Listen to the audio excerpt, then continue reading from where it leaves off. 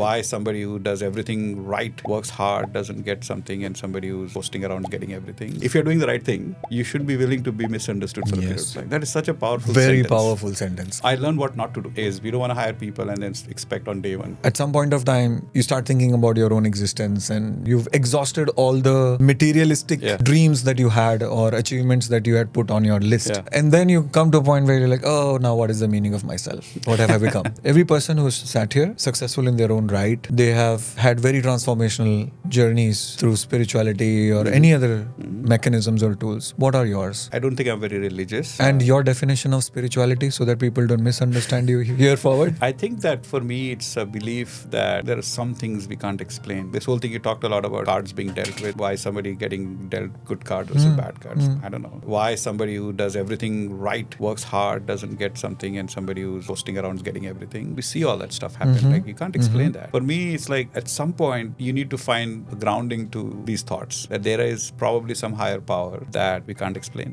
Whatever you call that, what medium you use, that's what religion becomes like. Yeah. And for me, the main thing is for you to believe that. Because if you feel like everything is in your control, then you will be disappointed. Did you go through a journey where you felt you had no control as a child and then you had some control and then you felt like I am the controller of everything and then you went into a spiritual kind of spiral of the groundingness? Is that a journey that everyone takes? I think growing up, I was always fascinated by our stories. What people use the term mythology. I don't want to use that word. It's a very colonial word. But I'm always fascinated. I've always read a lot about those. Yeah. I still do. I feel there is lots of learnings in that you can apply in real life, you can apply in your leadership principles, you can apply in lots of different areas that I learn and I do. That aside, I think earlier phase felt to me was I'm kind of mostly going up, so to speak. Something's getting better and better. And I get into naval education, I got a job and so, generally speaking, going up. Later phase in life, things would happen that may not be in your control. You'd hear things about you that are not true, and like, that's not true, and why are people saying this about me? Yeah. That's not me, and it hurts. When things like that happen, then you feel you need somewhere to find some peace. So that's where I'm like trying to reconcile that. Do you think letting go is a more important skill than being better at controlling? It is.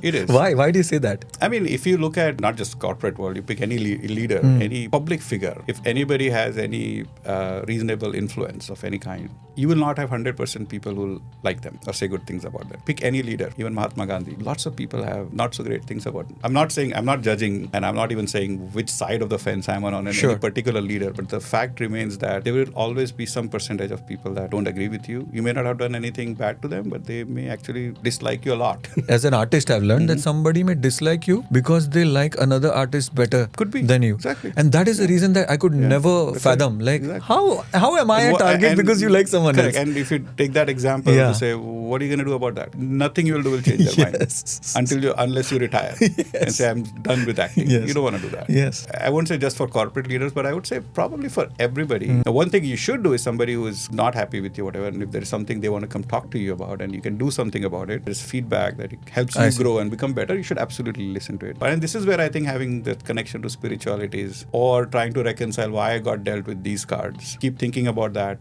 or you can keep moving forward. One thing that I always remind myself when I find myself in a setback type situation is one of the leadership principles in Amazon. If you're doing the right thing, you should be willing to be misunderstood for a period of time. That is such a powerful Very powerful sentence. That you believe you're doing the right thing. Yes. Some noise is happening. If you go focus too much on that, then you will distract from the path. You'll say, maybe I should take a U-turn, not do it. If you believe in it, hang around. And there have been many situations where people have come back after that thing. It's like, oh, I get it now. When you bring someone in, you're not bringing in because they're Amazon experts. They may be expert in their field. They may be a good programmer, good TPM, good manager. They're not going to produce value on day one. You bring them in and then you have to invest. And then you start seeing the value in, like, it depends on the role, 2 months to 6 months. It could be a year. If you're hiring a very senior executive, they may take a long time to fully grasp the whole thing, 1,000, 2,000 people organization. Right? I learned what not to do is we don't want to hire people and then expect on day one. How are we providing them with the right structure? I see. How are we making sure that they feel supported? There will be a time to judge and performance and all that, but are we giving them the best shot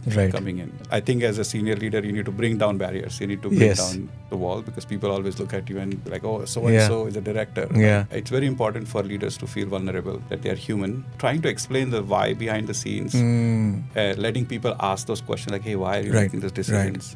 Making feel approachable is very important. So like when I saw your unique skill that you bring. I'm like, maybe this is one way we can further bring Yes, down. we saw the team building happen in the real moment. Yes, People had a topic to have a conversation about. In fact, after many years of leaving Amazon, when I put a post up on LinkedIn, someone reminded me of that incident, which was a few years ago before that, right? That tells you that there was a lasting impact to the decision that you made and, to the thing that we did.